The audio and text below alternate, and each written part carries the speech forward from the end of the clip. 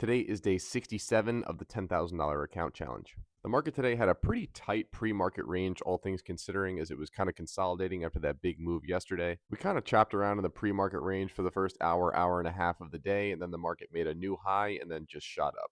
I'm still not really too sure what to think about this whole ceasefire deal. I'm really not buying what's going on here, but every time I use my brain, I seem to lose. So I ended up taking 3 trades on the day. The first one was red, and the last 2 were green.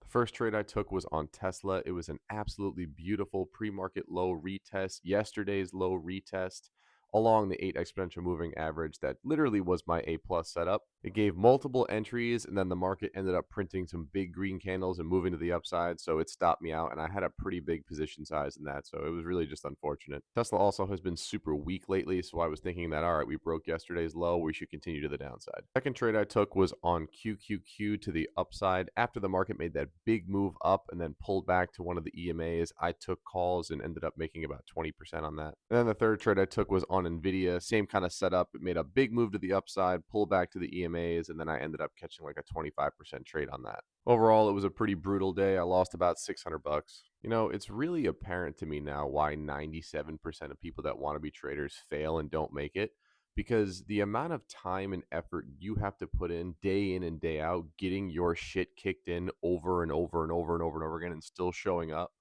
it's fucking exhausting. But truthfully, no matter what you do in life, life is going to be hard. So why not choose the hard that'll end up paying you the best in the long run? Every day we just continue to get a little bit better. And truthfully, at the end of this $10,000 account challenge series, I'm going to make a long form content video about all the things that I learned, the good and the bad from this experience. That is pretty much it for day 67.